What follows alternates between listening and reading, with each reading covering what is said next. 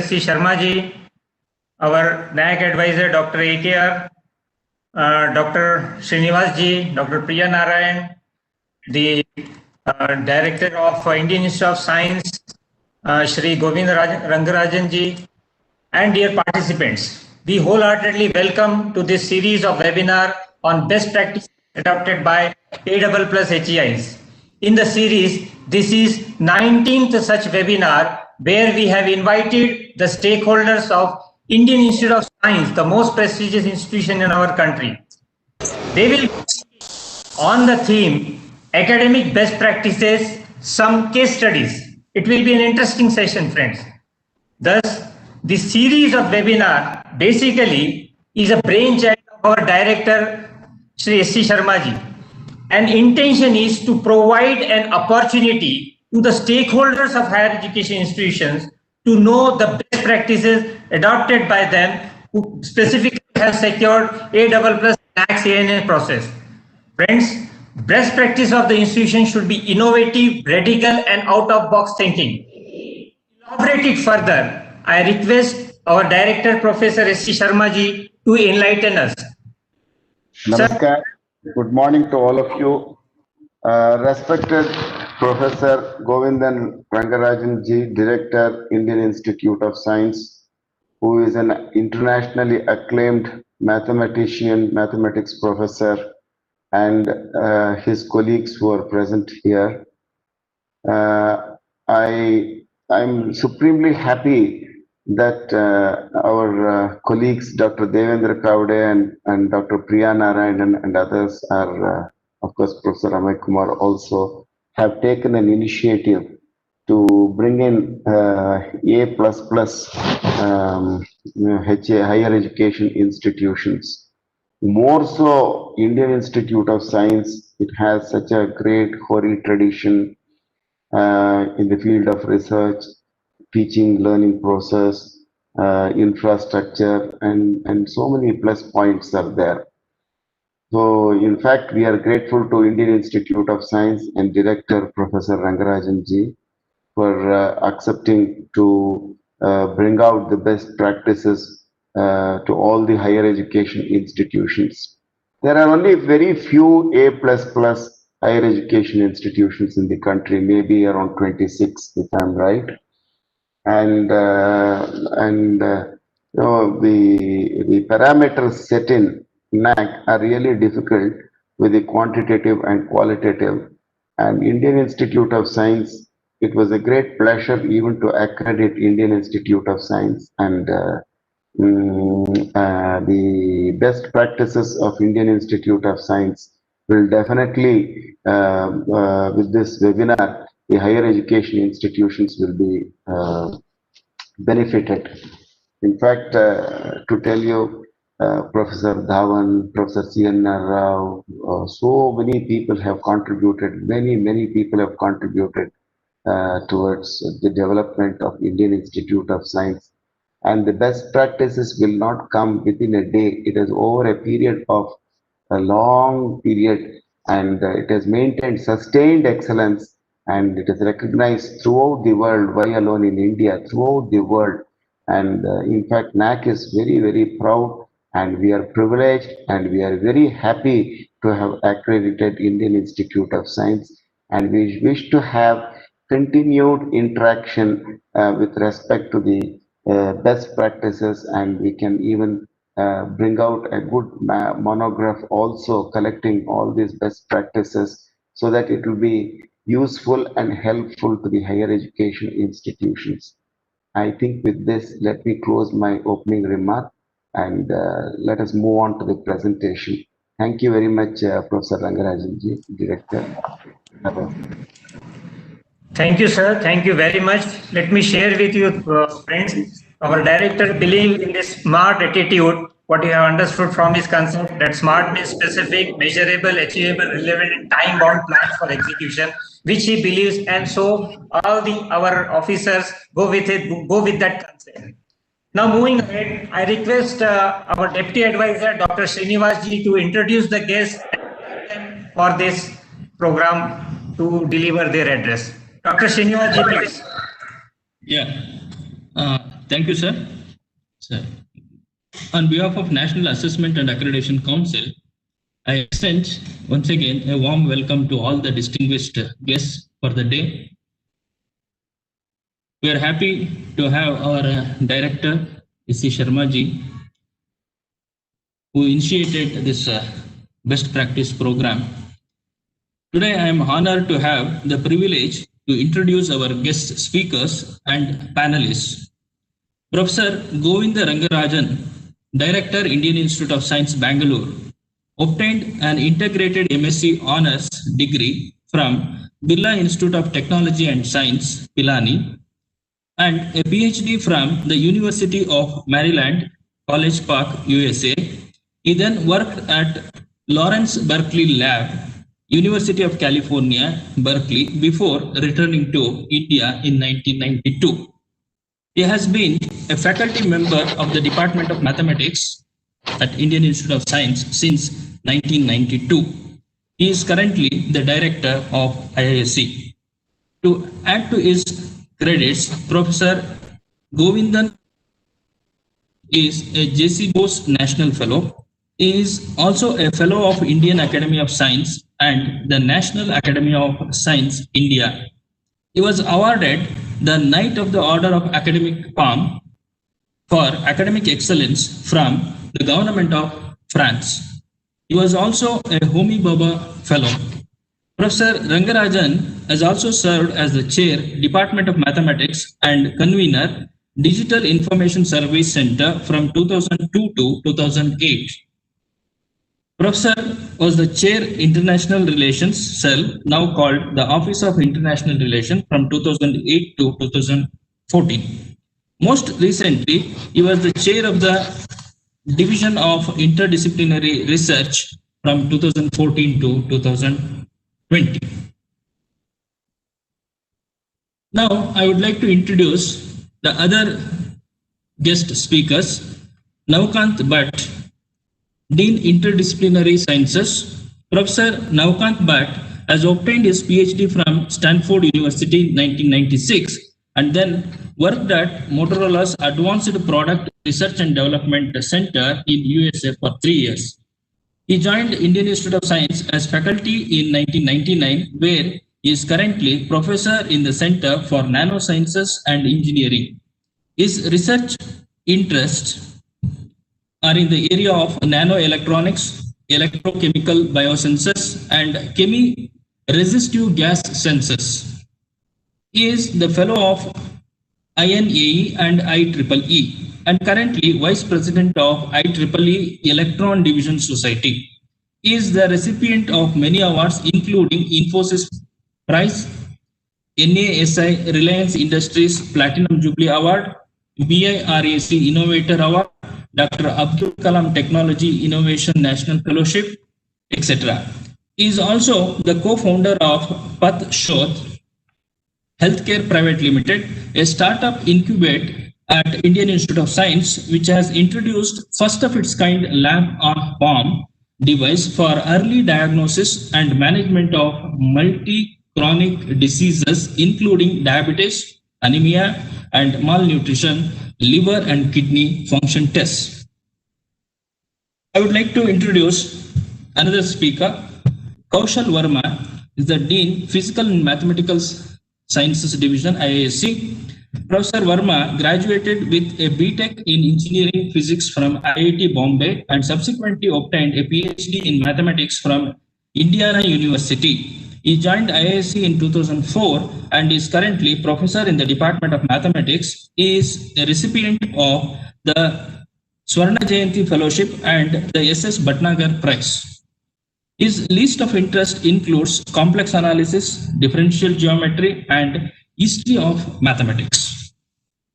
I would like to introduce another speaker and panelist of the day, Professor Usha Vijayaraghavan, Dean, Biological Science Division, IISc.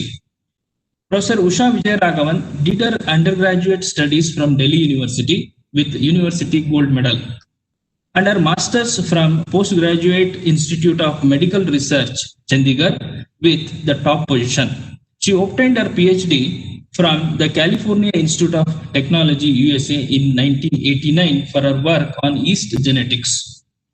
She continued at California Institute of Technology for her postdoctoral research on genetic factors that control plant development. She joined Indian Institute of Science in 1990 and is currently a professor in the Department of Microbiology and Cell Biology. Her research and teaching interests are on gene regulatory mechanism that influences cell fate and differentiation using genetically trackable plant and yeast models. A specific focus is on regulatory networks that control the rice flowering system and flower development. She is a fellow of Indian National Science Academy, the Indian Academy of Science, and held C. Bose National Fellowship for 10 years. Has been recognized by awards such as the National Bioscience Award of the Department of Biotechnology, the Harswarup Medal of Indian National Science Academy, and C.V. Raman Award of Karnataka State Science and Technology Council. Thank you. Now I request Lavde sir. Yes, yes. Yes, we request the stakeholders from Indian Institute of Science, specifically Professor Govindan Rajanji, Rangarajanji and his team to please proceed with the presentation. Govindanji, please.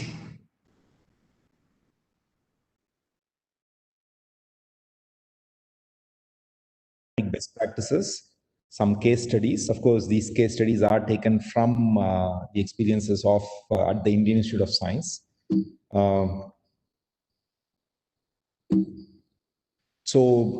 Just a brief description about IAC. It was established in 1909 by a visionary public-private partnership, probably the first public-private partnership of its kind in India between J.N. Tata, the Mysore royal family, and the government of India.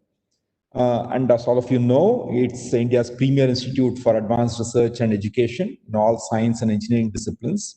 It is ranked #1 in NARF rankings for universities. It has also been selected as an institute of eminence by the Ministry of Education. We have a divisional structure. We have 6 divisions headed by deans. 3 of the deans are here with me. They'll be, interacting with you as panel during the panel discussion. And we have 42 departments and centers which are organized within these 6 divisions. At IAC, we have always laid a lot of emphasis on academic freedom and a balanced pursuit of both applied and basic research, and also a vibrant interdisciplinary ecosystem. I'll come more to the last point soon. Okay. And then we have also made pioneering contributions to nation building and socially relevant initiatives. So this is just a quick summary of IAC. So now let me come to some of the best practices that I would like to talk about today. So we have selected 4 such practices. One is interdisciplinarity. The second is faculty recruitment and professional development. A third is external reviews of departments and divisions. And the 4th is lab safety. So let me first start with interdisciplinarity.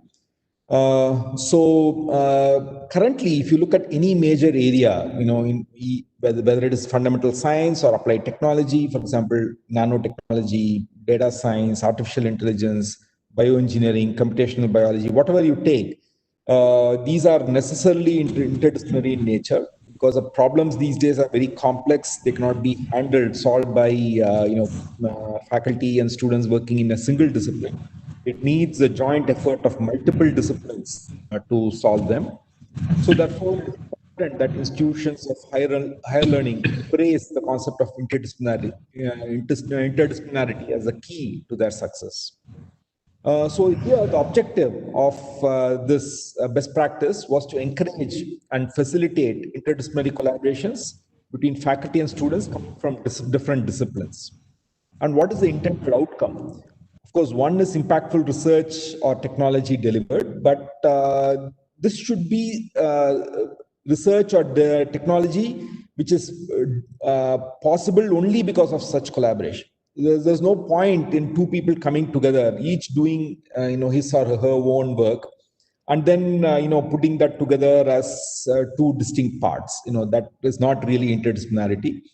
So basically, you want something which is a result or a technology which is possible only because of the collaboration. It would not have been possible otherwise. So, and the other outcome, of course, is a new academic culture where people appreciate that the whole can be far greater than the sum of its parts. And that is one of the big advantages that can accrue from pursuing interdisciplinarity. And what are the underlying principles and concepts? Affiliated faculty, or sometimes joint faculty. So this is an experiment that we are trying out within the institute. That is, we are exploring two possibilities and trying to see which would work better. So in some sense, it's a live experiment, academic experiment being conducted in IAC, and we hopefully will know the results soon. So where, because there is one set of opinions which says no, you need core faculty, especially in the Indian context, for a center or a department to flourish.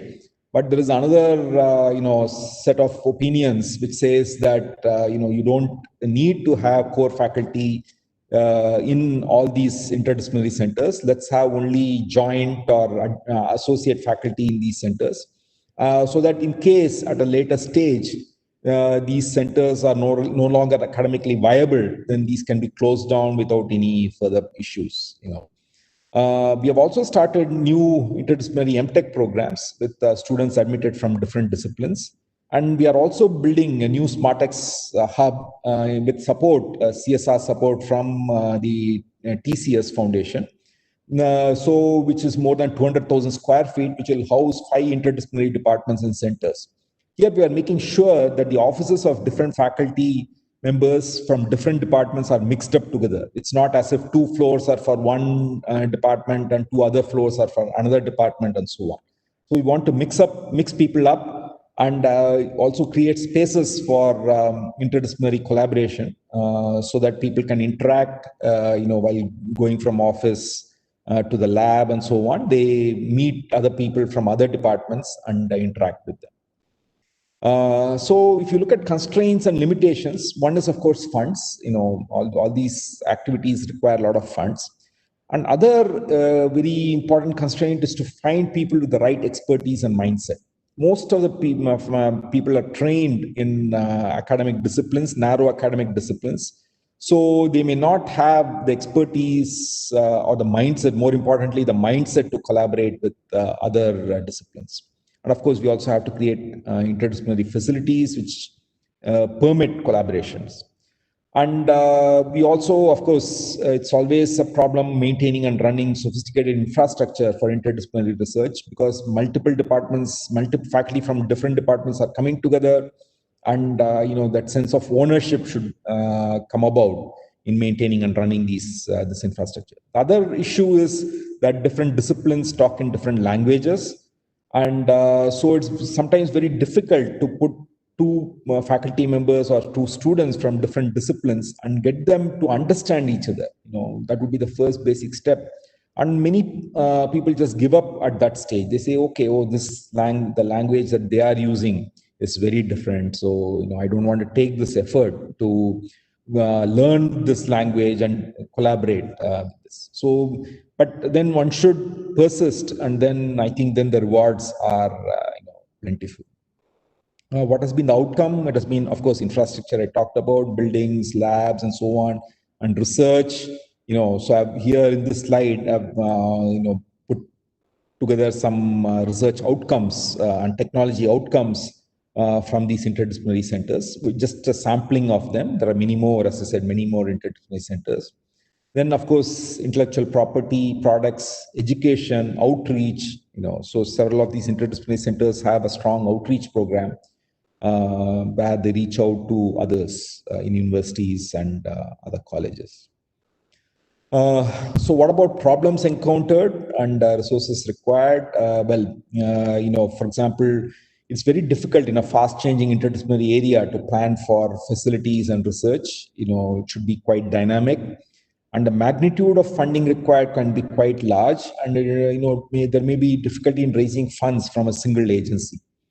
And hiring faculty and students in new interdisciplinary areas is often an issue, because many of, as I mentioned before, Many of the PhDs are trained in a narrow discipline. There are very few interdisciplinary centers elsewhere. So getting the right faculty and getting the right students is also an issue. Then there is also a lack of industrial ecosystem to support research in these areas, and also to absorb, equally importantly, to absorb graduating students once they complete their degree. Then there's another big issue which often plagues interdisciplinary research, which is how do you assign credit in an interdisciplinary work? Because often there will be two faculty members from two different departments, maybe more, interacting with one another, and when they write up a paper, often, obviously not everybody can be the senior author. So then that can lead to, whereas when you are assigning credit, often you assign credit only to the first author and the senior author. So this can lead to problems in assigning credit in the interdisciplinary research. And even the reward system. The reward systems of honors and others, awards, etc., are geared towards recognizing people who have gone, who have stuck to a discipline, because even the committees which evaluate people for rewards and awards are very often disciplinary committees, belonging to a certain discipline. So it becomes very difficult to encourage, faculty members working in interdisciplinary areas and giving them such awards. And then academic opportunities for PhDs. Once PhDs, when the students get their PhDs, when they're looking for, academic opportunities in other universities and institutions, then this can again be a problem if not enough such interdisciplinary centers and departments are available. And as far as suggestions for other institutions, I think it's important, just from what I can tell from our experience, it's important to get the buy-in from existing departments and faculty before you create these interdisciplinary units. Because without a bottom-up approach, it will be very difficult for these interdisciplinary centers to thrive. And also you need to plan for the long term, 5 to 10 year horizon. And we also need to identify niche interdisciplinary areas where your institute or university can create an impact. And then you also have to network with other institutions and agencies as necessary. And you would also need to approach multiple funding agencies to raise funds. And most importantly, it takes time to change the culture. One has to persevere and not get disheartened with initial hurdles and failures. So this is what I wanted to say about this theme of interdisciplinarity. So this one academic practice which we have been advocating strongly at the Indian Institute of Science. And I think this is the way the future research is going to happen. And so it's important that all other institutions and universities also practice interdisciplinarity. Then let me come to faculty recruitment and professional development. Faculty, we observed one issue. So faculty members join IISc with stellar academic profile and high productivity. However, after joining, sometimes we observe a decline in the research productivity and impact. Of course, many do very well, but there are some we see where this decline is observed. And one possible cause is lack of pressure from the system to keep up their productivity, and also maybe a problem in raising their own budgets at an early career stage, which these things can lead to a laid-back attitude. So the objective of this tenure track system was to set a high bar for obtaining tenure at the institute, to ensure that assistant professors maintain a high level of performance in the initial years. So it was implemented in phase 1. Well, I should also say there's a phase 0, in this, because IISc always had a contract system. Unlike other institutions where after 1 or 2 years of probation you become permanent, IISc never had that system. All of us came in as contract on 5-year contracts. But then it was sort of more or less given, except in a few cases, that tenure was given and it was made permanent. But to make it sort of a bit more rigorous, some years ago, we had a more thorough internal evaluation just before the expiry of the first 5-year contract. And tenure was granted, or tenure, for those who are not aware of it, is like the permanent position. Tenure was granted only to high-performing assistant professors. Others were given a 3-year extension, and they were given a maximum of 7 years from the time they joined to apply for promotion. So those who are on tenure then go on to get promotion, but those who are on a 3-year extension would get tenure only on promotion. And the contracts of those who do not get the promotion are not extended. Now we have moved to phase 2, which is currently in practice, which is that tenure and promotion are synchronized like it is in the US universities. So faculty members get up to 6.5 years to apply for promotion. If they don't get promoted within this period, they also do not get tenure and they have to leave at the end of 8 years. So phase 1, as I said, phase 0 has always been there. We always had this contract system. Phase 1 was introduced around 2012. The main concern was that the contract extension in this practice of phase 1, where the tenure was decided differently from the promotion, was that the initial contract extension after 5 years was decided internally, whereas the promotion at the end of 6 years was a more robust and comprehensive process involving external experts. So what we did was we morphed this phase 1 to phase 2 in September 2015.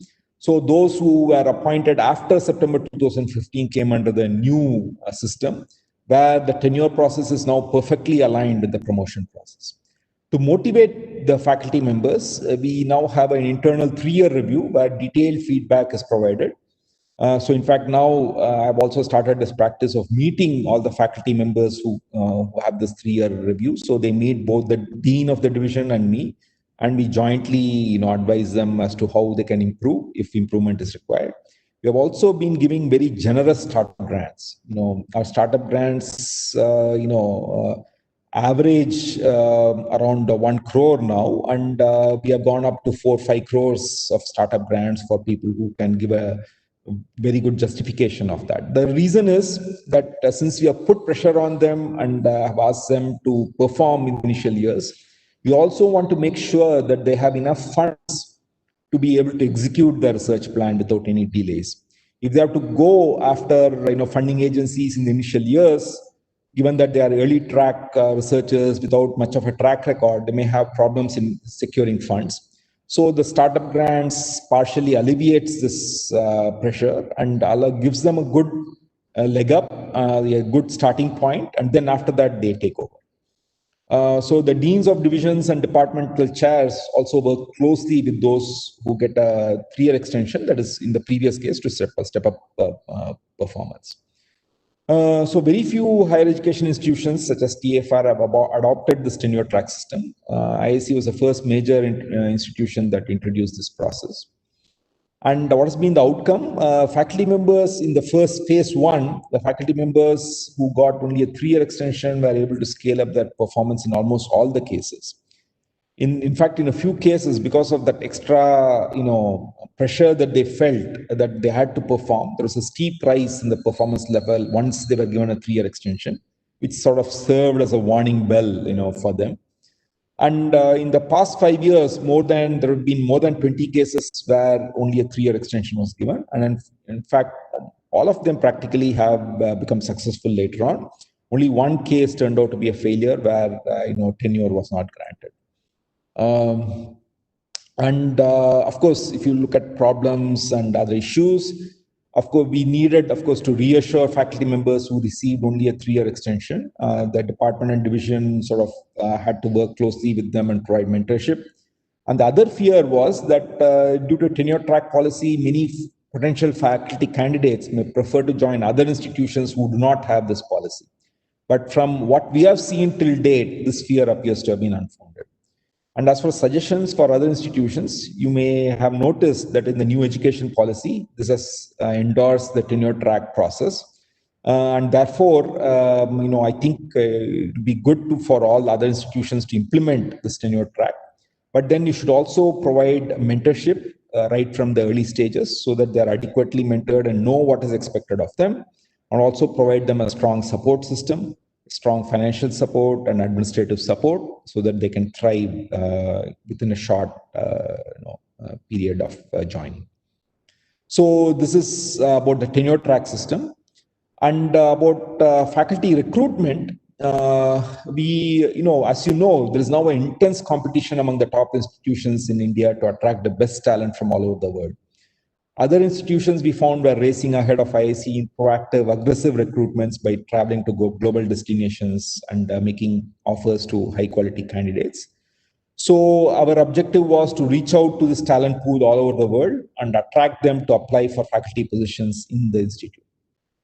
The basic thing was, to have first a rolling advertisement on the web page and faculty ads in social and print media, placing them in big journals so that many people see it, and also have a user-friendly faculty recruitment portal to make the application process easy, and also give wide publicity about high-value startup grants for faculty members, and also about the maternity benefits, which I'll come to soon, for women faculty members.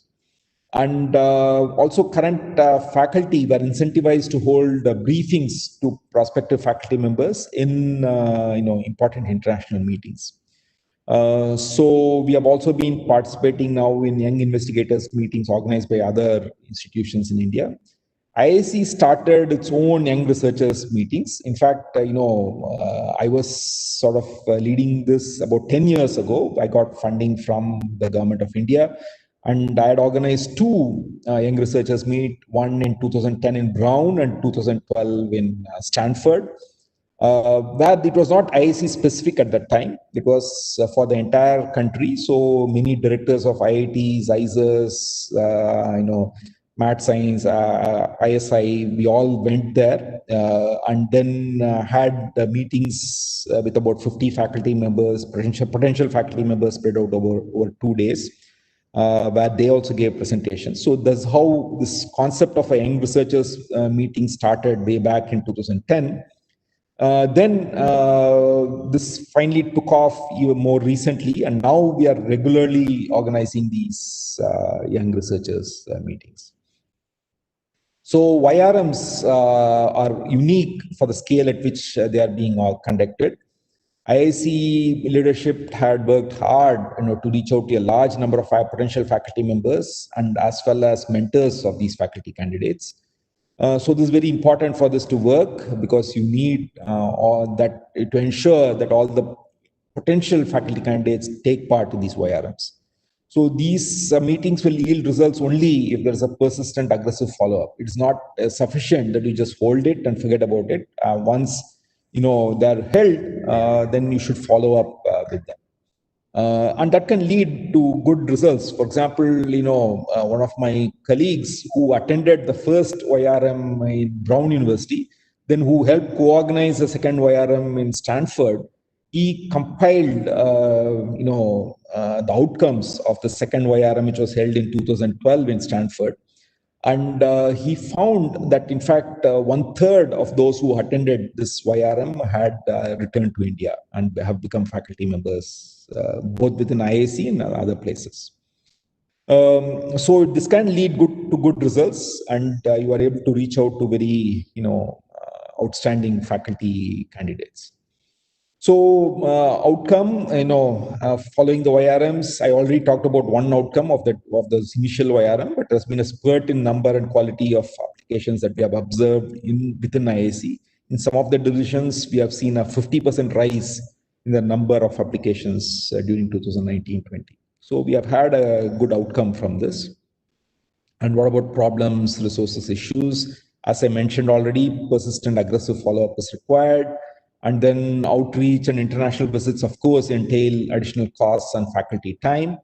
Of course, what has happened is now we, because of the COVID situation, we have moved online for the recent YRMs. And in fact, we're going to have one major young researchers meet in November that Navkant is organizing. So that's going to be fully online. Then, of course, you need, once you have these outstanding faculty members coming in, then you need to provide them with increased startup grants so that they can start off their research. And that places additional demands on the institute exchequer. For other institutions, I would say that proactive faculty recruitment efforts are very much required, and it should be this sort of, it need not be something like YRM, but anything equivalent can yield rich dividends if adequate funds are made available, and then post-event efforts are also made. So other interesting thing that we have introduced is a women tenure policy. So there is no clearly defined policy for maternity benefits for women faculty members.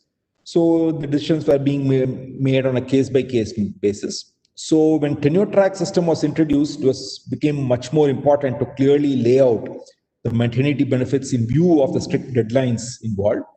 Benefits comparable to the global best practices and to increase the number of women faculty members in the institute.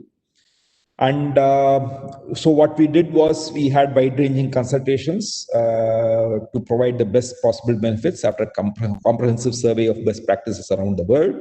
Detailed legal opinion was obtained, and suggestions of the council members were also included in the final policy.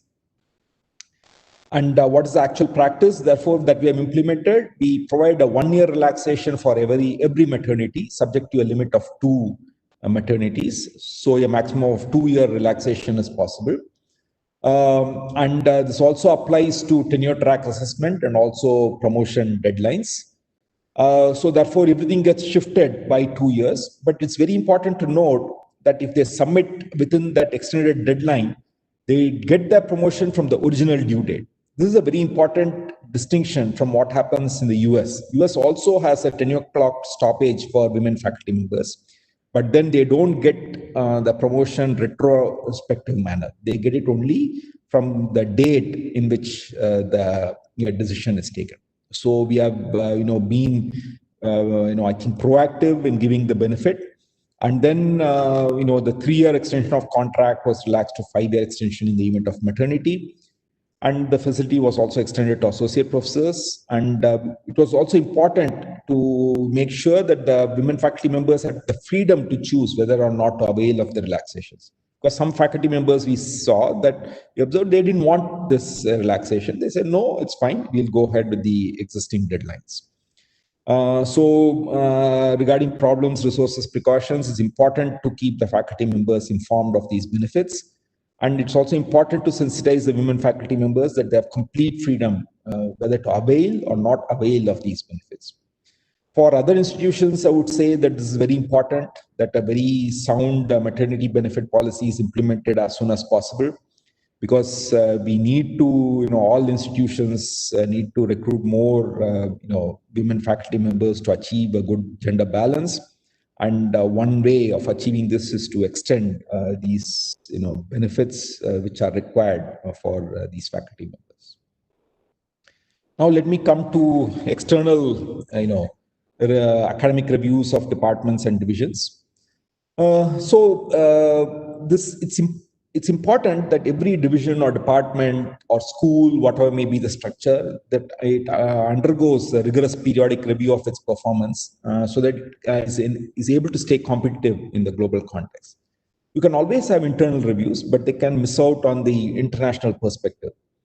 So objective is to get a comprehensive review conducted by a committee of international experts on all aspects of academic performance of the division or department. It's also important to implement the recommendations of the committee and measure the performance with respect to well-defined targets and metrics. So this is how we designed it. In order to plan the international review, it's first important to have an internal review, which will identify areas for improvement and define the scope of the review. Otherwise, the review committee members come in, they don't know what to do, and then it's a mess. So we have to have a clear plan. And the committee has to be carefully selected to cover all facets of research and teaching that you want to cover. And a detailed status report has to be shared with the committee well in advance. And a detailed plan of review should be drawn up in consultation with the committee and, of course, the division. And they should spend at least 3 days on the campus interacting with all the faculty members, staff, and leadership, and also, that's missed out here, and students. So they should interact with all the stakeholders. So that they get a full view of what's happening. And especially when they are interacting with students, it's important that the faculty members are not present. Same with staff, so that they are able to express their opinions freely.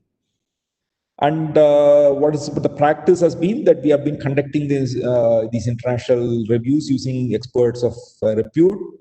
And the comparison has been with global standards and covered all aspects: academic standing, connects with industry, service to the nation, international impact, quality of training imparted, startups, entrepreneurship, etc.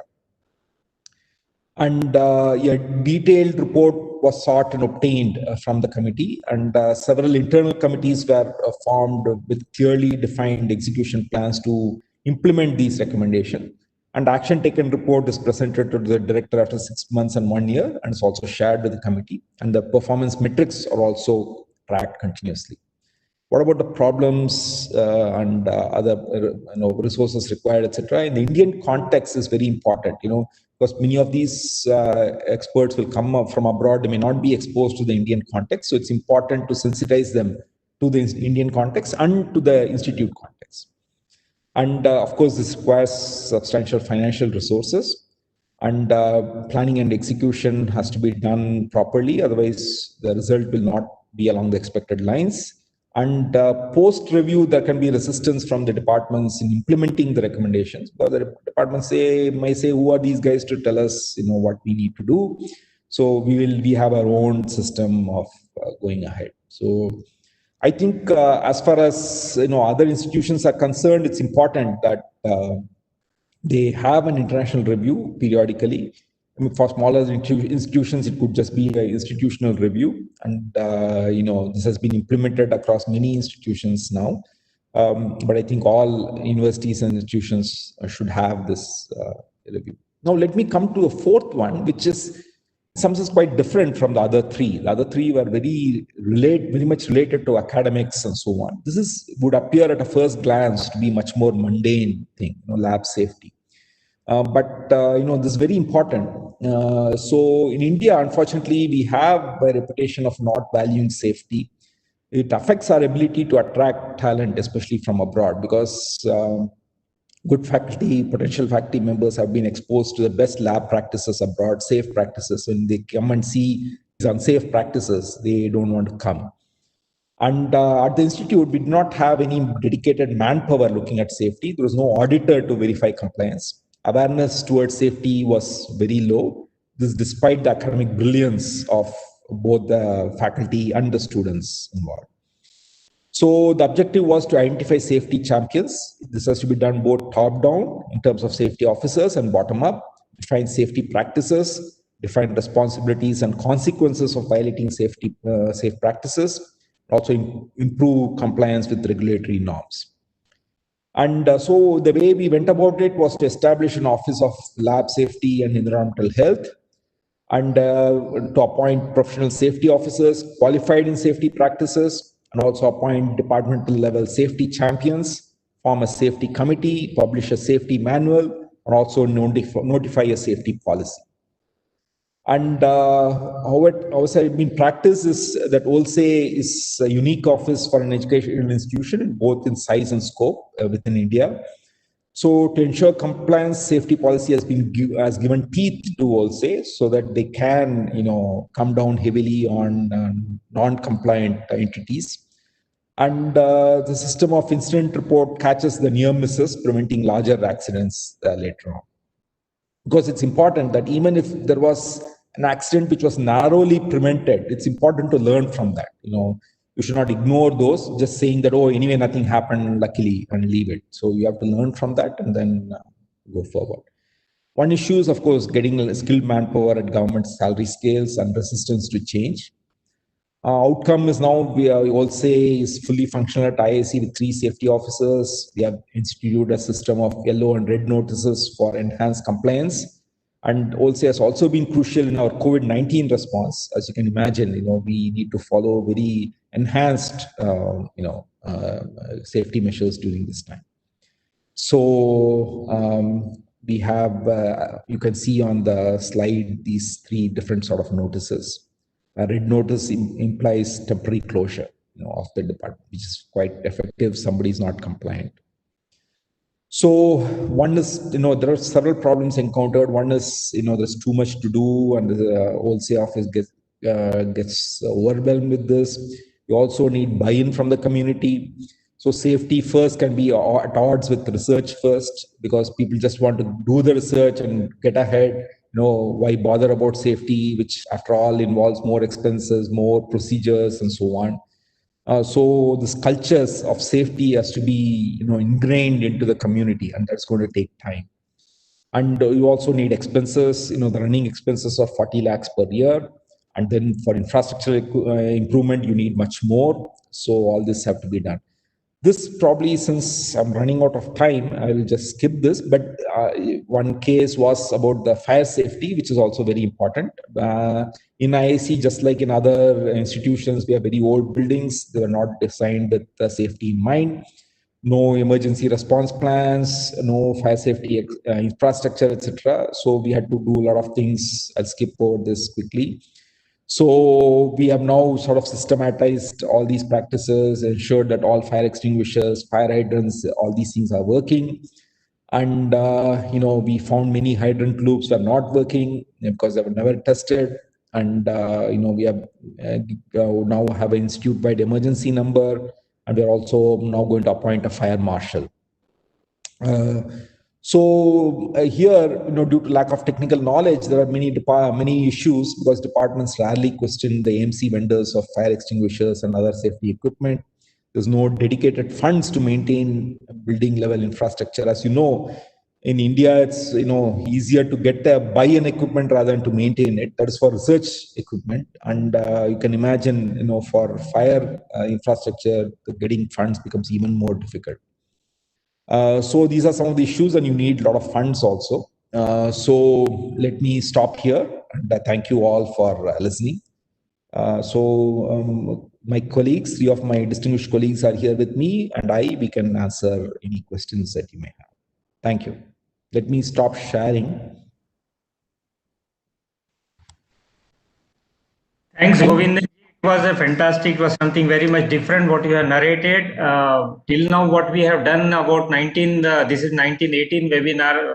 We have not heard about something very different, because we have focused on input-based concept. We feel and we have realized and experienced that if the input is different, it really makes sense. And the most important part in your session was that you have maintained and managed that concept of problem encountered and resource required.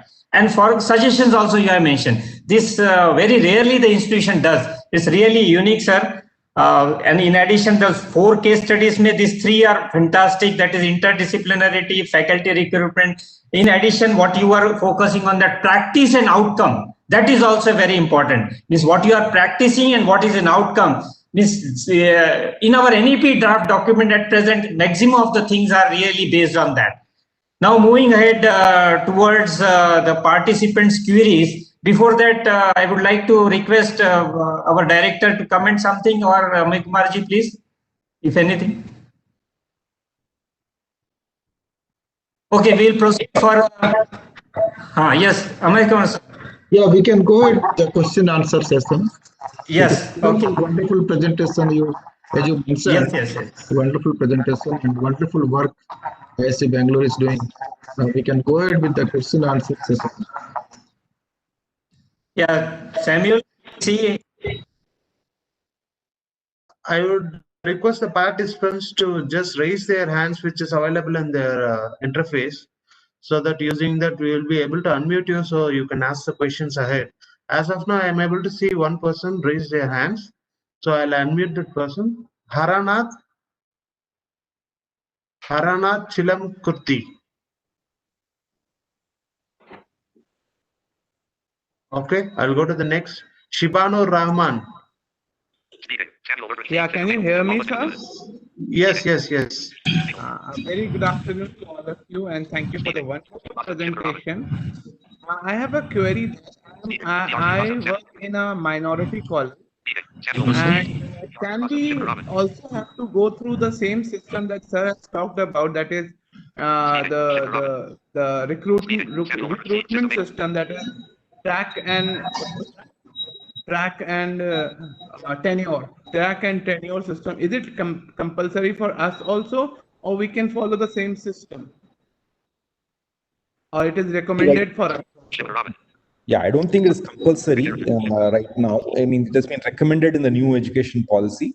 So we have to see what happens. I mean, all the IITs and ISers, they're all, discussing it in their councils about this tenure track policy. So we have to see what happens, whether it's finally legislated or it's going to be an optional thing. Thank you so much, sir. Thank you so much for the one. Next person, Sanjay Gupta, you may ask your question. We have been unmuted. Sanjay Gupta? Yeah. Yes. It's actually, I just was a request that if we can share your presentation, because I think it has pointers for us, which we can start working on for a long time. Sure. And it will take some time for us to react to that. But if you can share the presentation. Sure, definitely will.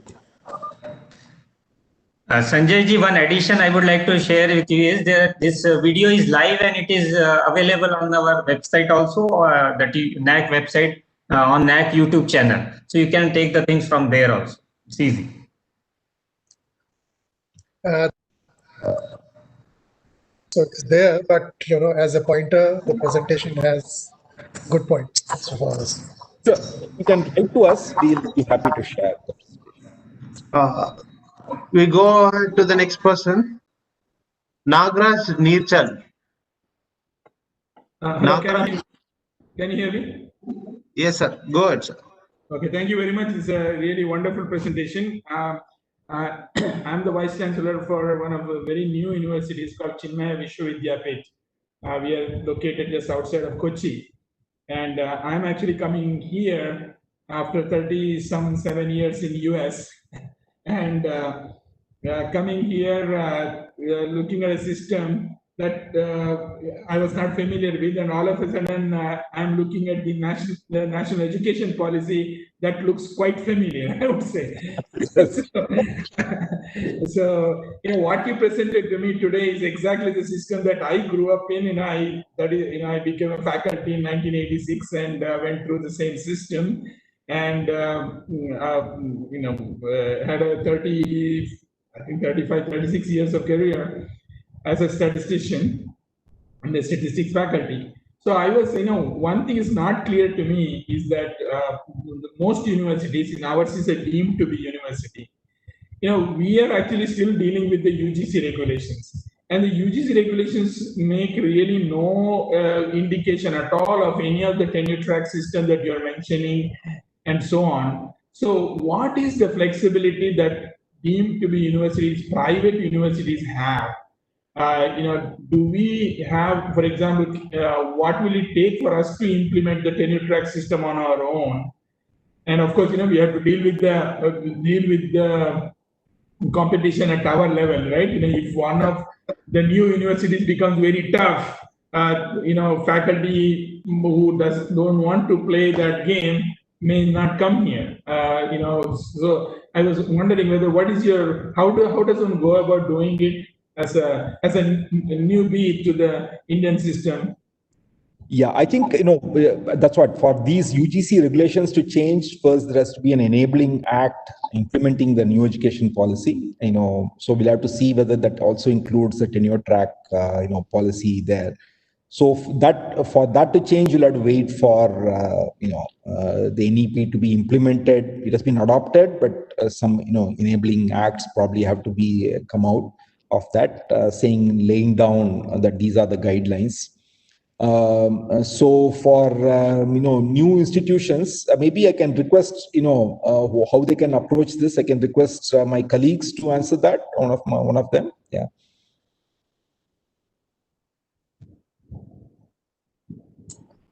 Yeah, I can just add in. It's true that it's a very challenging task, because one hand you are new and you want to grow. At the same time, I would argue that you don't have any baggage. So, if you implement some of these policies very early in the game, then you will set, very high standards. I think that is the freedom that you have as a new institute. In the shorter run, it may appear that faculty are resistant and all that, but I think in the longer run, it will surely pay off. So even without waiting for the NEP Act to come in, you have the great opportunity to sort of steer your institute, in my opinion. Thank you. Thank you. We'll go to the next Thank you, person, sir. Dr. Mithimas Sachin. Yes, Mithimas, yes, yeah. I'm Dr. Mithima Sachdeva from Amity University, Lucknow campus. Yeah. So on the I should congratulate you for the wonderful presentation. I am in the NAAC central team for my campus and looking after this criteria 7 about best practices. Now today I could get the actual feel of what is best practices, and the best thing which I liked is young researchers meet and the tenure track system. That you're very clear about this, and so the clarity came to me also. So thanks a lot. In this external academic review would certainly enhance the faculty, those who are already there, but it would, yes, generate resistance. No, on the faculty that they won't be appreciating to this, but certainly in the long run, which sir said just now, long run, it would really give us a good status in the education field. Thanks a lot for the wonderful presentation, sir. Thank you. Thank you. We go to the next person, UK Bhagavati. You have been unmuted. UK Bhagavati. Ramakrishna Bandi. Ramakrishna Bandi.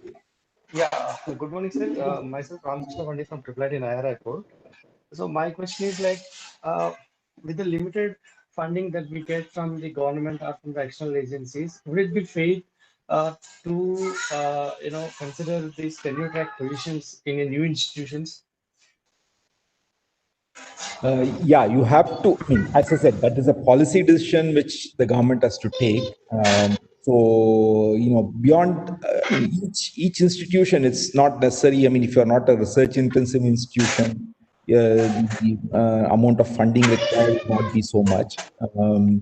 But it depends on the level of investment required for such activities. But I think it depends. If you're in IIIT, probably the amount of investment required may not be so much as that would be required for more biology, chemistry, and those sort of areas.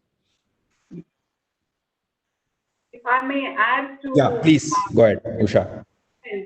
And also my colleague Navkant's comment, the institution becomes known by the people that it hires, and the people's success as faculty really builds the brand of the institute.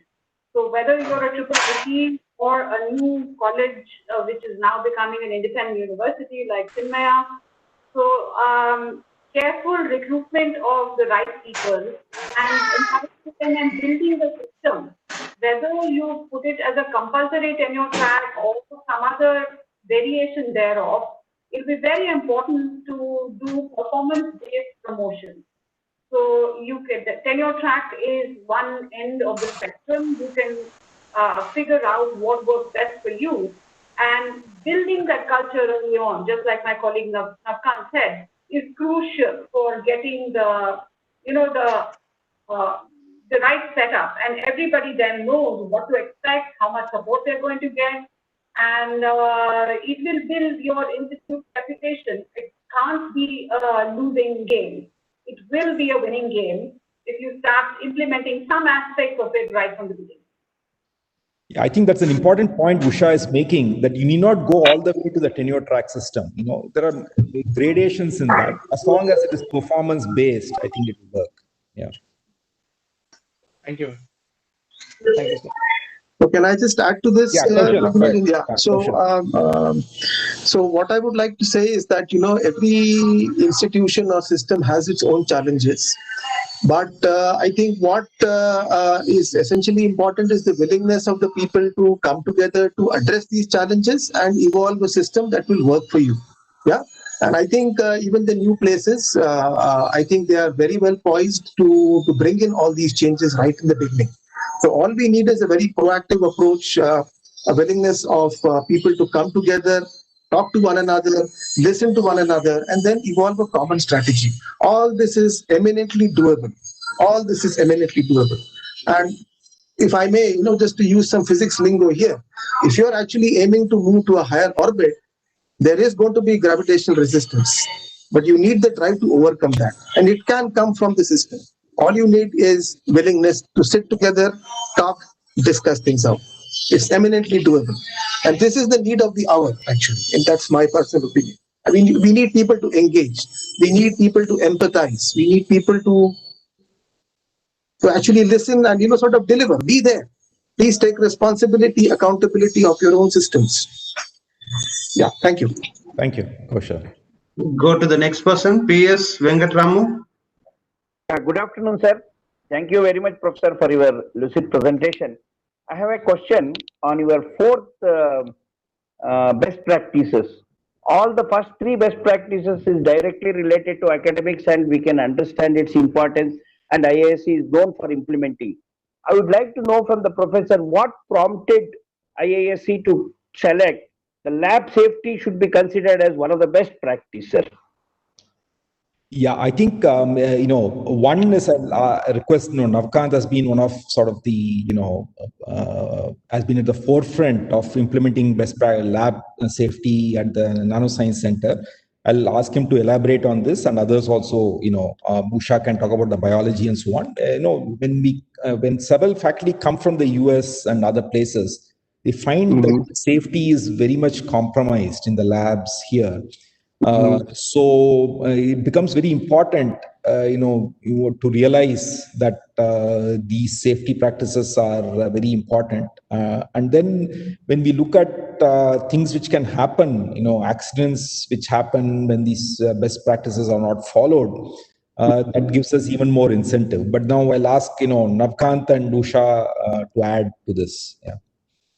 Yeah, thank you.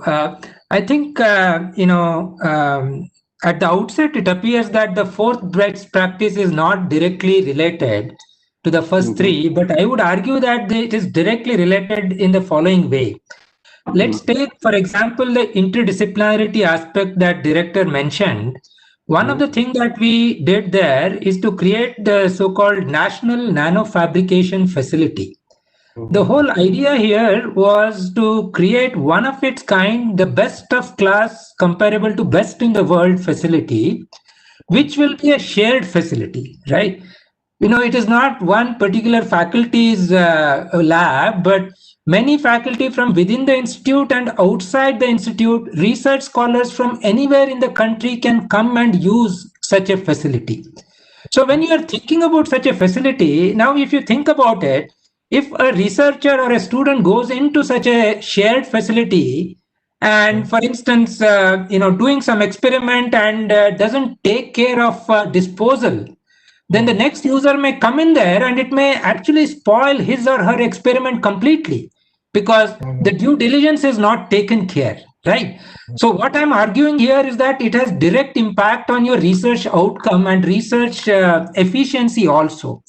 That being said, now I will come to this importance of safety again. Independently, that should be emphasized because, if your workplace is not safe, then you can't say that this is the best research ambience that you have provided to your students and any visitors who might be coming there, right? So that is why I think we should take safety very, very high up on the ladder.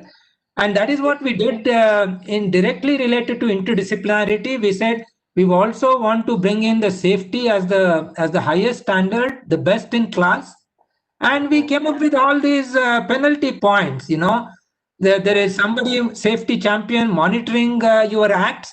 If you're not following the rules, then you're given some penalty points. If your penalty points accrue up to 100, you lose access for 1 week. If it goes beyond that, maybe you will lose access for a month. It's a sort of a carrot and stick policy, and it has worked extremely well. And I think it is the need of the hour, in my opinion. Okay, sir. Usha, you want to add something from the biology side? completely agree with what Navkant says, that, the safety and the integrity of your experiments are closely linked. So if you are working with any organism which involves genetically modified species, etc., there are national safety regulatory bodies.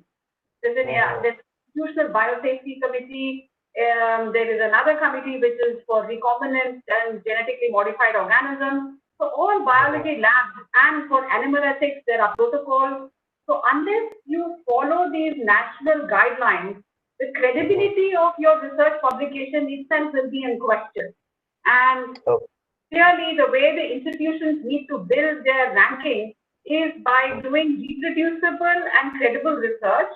And that means following safety standards of the lab, that is GMP, good laboratory practice. All of this needs to be set up. There is no two ways about it. Whether it starts top down, that is for your high-end instrument, and then you build that culture and bring it down to the lab, or you do it from both ends, that is start at the lab bench and then, get that culture into shared facilities. It simply has to be done. Research is, after all, assessed at the international level, not only at the national level, and therefore building credible, safe, good laboratory practices is the need of the hour. Just can't go away from it. COVID is now a big example of how it is that you must have protocols on how you're going to deal with an infectious agent, but people themselves are carrying this agent around. All right, so each department, each unit, each center, each classroom has to be safety conscious. And no better example than the world that we live in right now. Thank you. Thank you, sir. Thank you. Thank you, madam. Thank you very much. We go to the next person, Shajat Pader. Thank you for giving me this opportunity. Actually, the very first speaker talked about interdisciplinarity. So I'm from peripheral area of India. I'm from Kashmir. The very first concern in our students' mind is that after completing a degree in one particular subject, I will get a job. So they are not kind of ready for going for this interdisciplinarity thing. And I think it needs a lot of policy intervention, because when the courses are kind of instructed from the above, those courses should be of interdisciplinary nature. Only then our students will be overcome this dilemma that whether we should go for one particular subject or we can go for interdisciplinary studies. Thank you. Yeah, I mean, that is very true. I mean, probably I'll ask Kaushal to speak from personal experience. He has shifted fields and, so and Navkant can add, about the interdisciplinarity in general. Yeah. Right. So thank you. I think that's an important point that you have raised. To that, I would like to say that, yes, doing research, of course, is an important component for the universities and the institutions in the country. But I understand, there are other problems that systems face. So in my opinion, let's take the college or university that you are coming from. I can imagine the issues that you're facing with the student body, getting funds and so on and so forth. My suggestion would be, see, if you're able to do a great job, even by nurturing students, doing a great job in teaching courses, mentoring your student body, telling them that, look, after you're done with this, you can go, the world is open to you. You can apply to this institution, you can write that exam, and then move on. Just this process of mentoring students collectively, I think is going to pay very rich dividends in the future. I can share a personal experience. I think I was very fortunate to have at least one very supportive teacher throughout my education, starting from class 9 onwards. That's the earliest memory that I have. These people, did not have PhDs. But the biggest thing that I remember about them was that they were extremely friendly. I could go up to them, ask whatever doubts I had, and never once in my life did these people ask me to go away. Yeah, they always listened to what I had. And if they were not able to answer my question, they told me, look, here is a book. Why don't you read this? If you understand it, come back and tell me.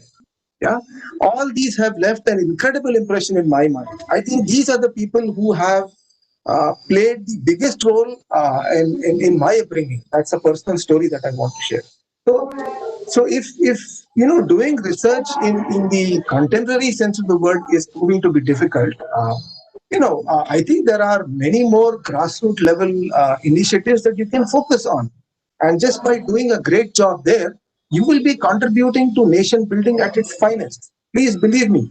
If you have say 3 or 4 students who go up, reach the next level in their education, you would have done your job very, very well. And if I'm in any award committee, I will nominate you for the Bharat Ratna or something like that. Just do your job. That's it. Yeah. Thank you very Kant, much. you want to So, add something? I just wanted to add on to that. Kaushal has already articulated it very well. Let me make it very clear at the outset that being interdisciplinary is not being jack of all trades and master of none. Okay, what we are saying is that you need to have a broad base, right? And of course, you may be specializing on something, but at the same time, you Get the point. Services. Yeah, like that. Research, library research, you are saying? Library services. So apart from that, books, journals, online journals, OPAC, other than any best practices in providing library, in practicing library services like that. Like that, user awareness program, books exhibition, like that, any best services in providing in AAC campus. Sir? Well, yeah, Kaushal, you want to say Yeah, something? can I just make a suggestion here? Yeah. So, Yes, sir. Please. see, if you think about the role of a library, what does a library really do for the academic body? A library is, I think, much more than a repository of books and documents and so on. I think if you have all the basic things like e-books and journals and so on, I think you should be thinking about the next level of knowledge dissemination within the academic body, the university. Okay? So my suggestion would be, uh, every month, maybe some of your staff could, keep a track of interesting events, like maybe a poet's birthday or a scientist's anniversary or, birth anniversary or whatever it is. Say Satish Dhawan, for example. Maybe some of your people could put up a little exhibition in the library on Professor Satish Dhawan, for example. Next month, you could have somebody else that you feature. So this will be a way to actually curate knowledge. The people who are involved in this process will be working together. They will benefit, the student body will benefit, and the faculty will also benefit because people are going to come and see this exhibition. So doing these things is going to transform the library from a static repository and make it a very dynamic enterprise. Yeah. So this could be done very, very regularly. You could have maybe 2 or 3 people that you assign for this purpose. The job will be to sort of keep looking out for these events, and this would be a great way to get the campus together. So that would be a suggestion. I mean, we have done things of this sort at IAC. We have tried to tie up with the various departments and help them celebrate their 50th anniversaries, 75th anniversaries, or even 100 years of their existence on the campus. So what we do is we assign a dedicated team. The team actually works with the faculty and the students. We curate an exhibition for them. It is open to the public. And this way, everybody benefits. It's a way for the whole system to come together and to take charge of your own legacy, to understand it in the first place. This is very important because without it, there is no sense of ownership. Yeah? People will only think of them as employees of a certain university. But what is that extra thing which is needed to bind them together? What is it that's going to create ownership? In my opinion, these are some steps that could be taken to address this issue. Thank you. Thank you. Can I add just one more point here?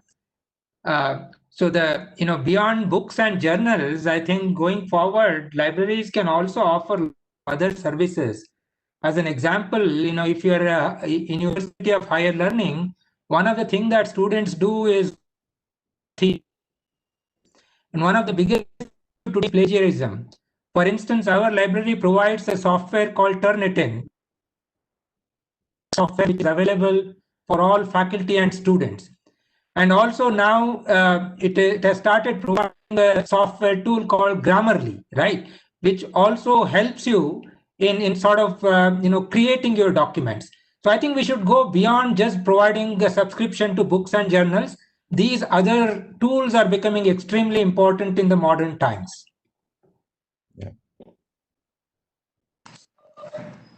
Thank you, sir. We may go to the next person, Dr. Ramu Golconda.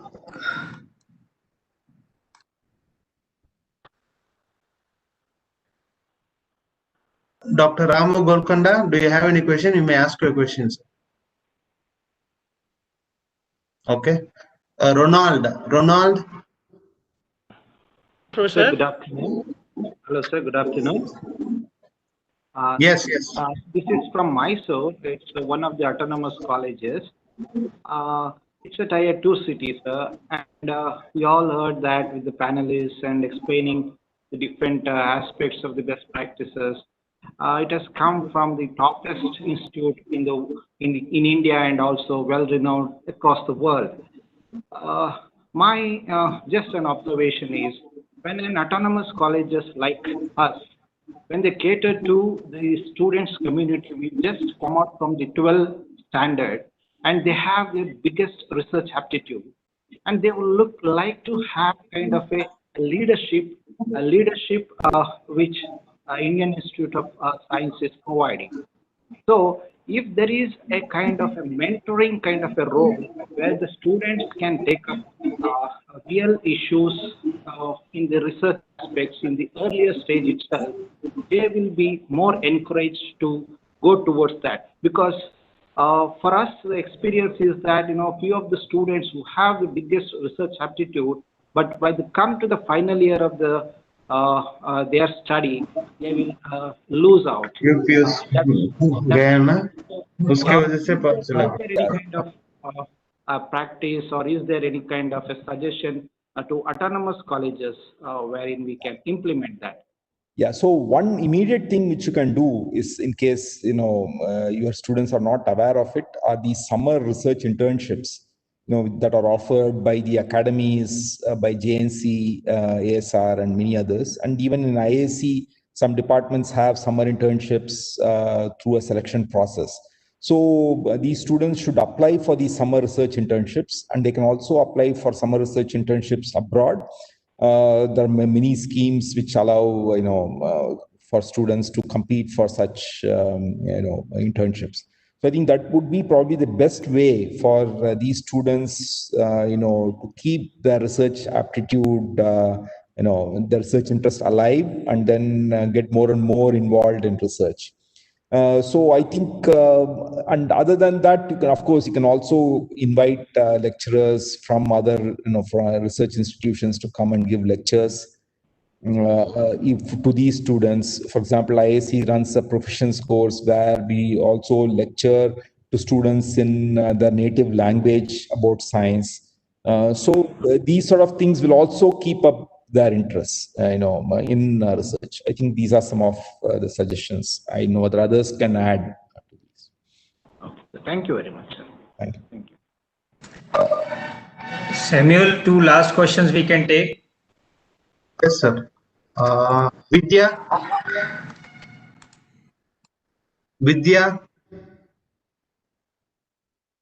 Okay, next. Darini. Yes, sir. Sir? Yes, ma'am. Go ahead. Sir, we have access to electronic books through InflipNet, sir.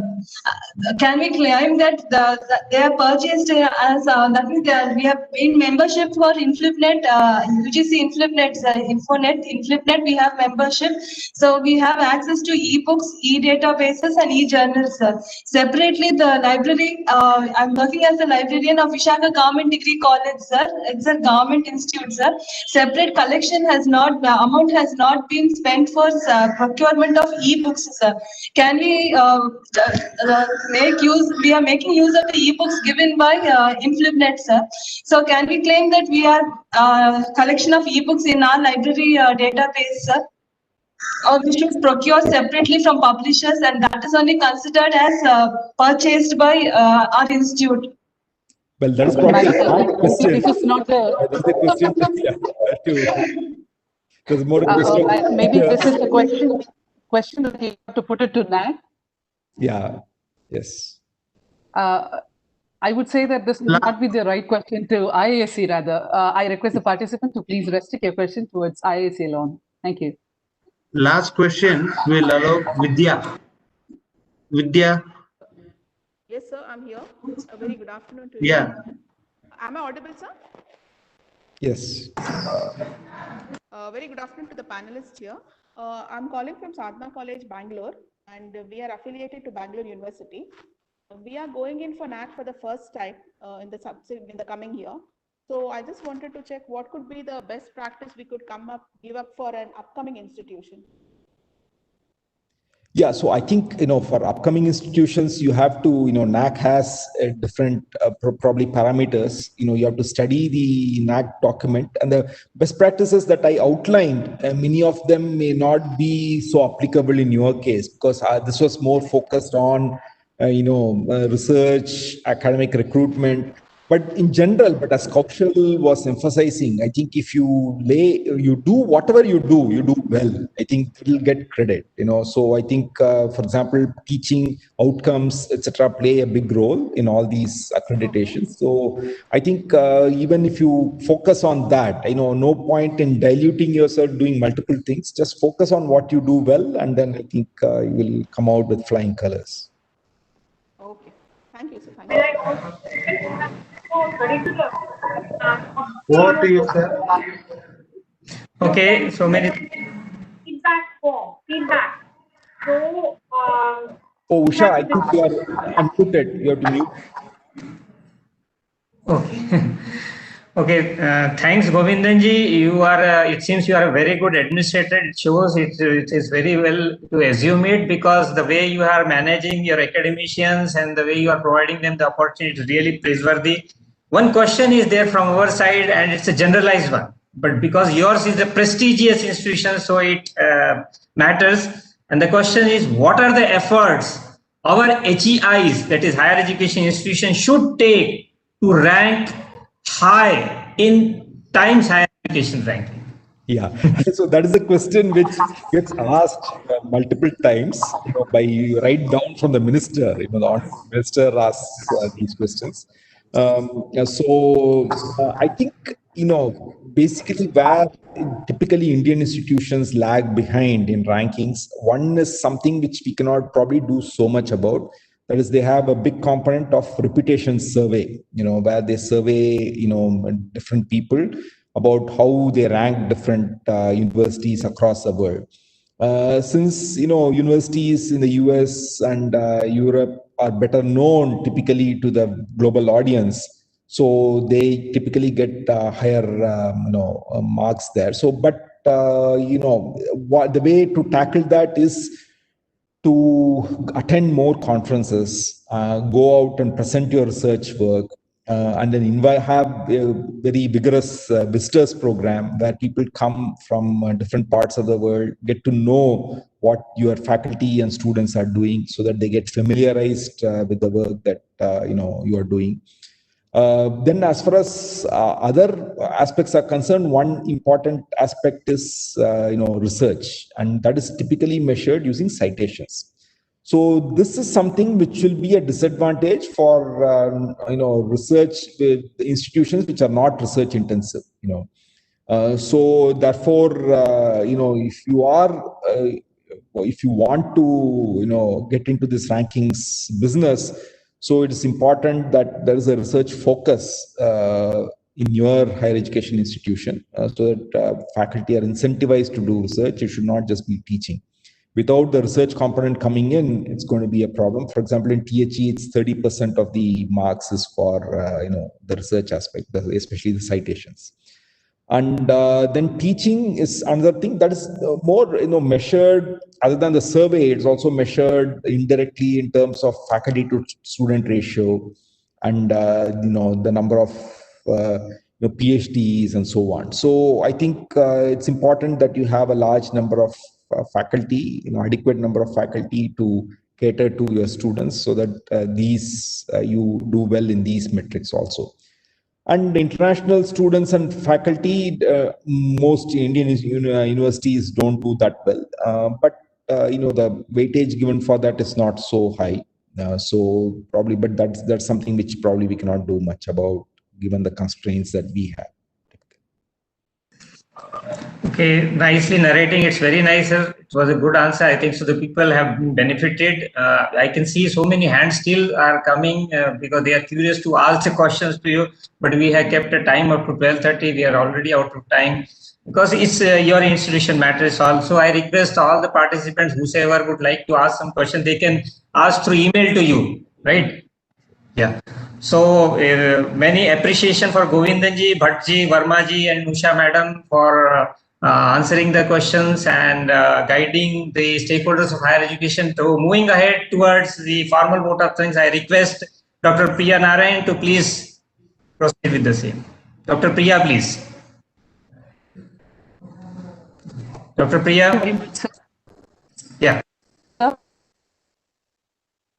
At the outset, I record my sincere thanks to Director NAAC, Professor S.C. Sharma, for the encouragement and motivation for all the individuals that we have taken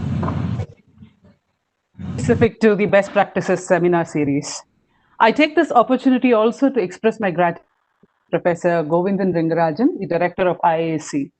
Amidst his schedule, he had allocated time to share the best practices science for a larger and greater reach. Thank you very much, sir. As they say, heights by great institutions reached and kept were not attained by a sudden flight. They, while their companions slept, were toiling upward at night. If you ask me, if institutions define the quality of faculty or faculty give identity to institutions, as Professor Navkant and Professor Usha said, they carve their niche together. My sincere thanks to Professor Kushal Verma, Professor Navkant Bhatt, and Professor Usha Vijay-Raghavan, the Deans of IASC, for being the panelist for the session and answering all the questions very patiently that was raised by all our participants. I'm truly glad that you have put forth lab safety as one of the best practices that are most compromised in Indian scenario. I'm sure you would also include all kind of mock drills and disaster response trainings that would be associated with it. My sincere thanks to Dr. Devendra Karav and Sri Chandrasekhar ji for your support and continued guidance in coordinating this program. I should not forget to thank Professor Srinivas for joining me in coordinating this program. My thanks to my colleague, Professor Amya Kumar Rath and Professor Dr. Samuel for providing the ICT support for the entire session. Last but not the least, my sincere thanks to all the participants for your quest for learning the best practices from the best institutions. Keep learning and keep adopting. Thank you very much. Thank you, Dr. Priya. Before ending, Dr. Govindanji would like to pick something? No. Thank you. It's okay. So nice of you. So many thanks to all participants and all panelists, especially Minister of Science. An appeal is there at the end. We already, every time we do, we are continuing with this series. Only few institutions are remaining who have secured AW Plus related with the best practices they will be presenting. One is we are moving on 20th, one institution from Andhra, and the other is on 29th from Telangana. They will be presenting their best practices. Please participate and take benefit of this. Thank you very much to everybody. Thank you. Namaste. Thank you. Thank you. Namaste, sir.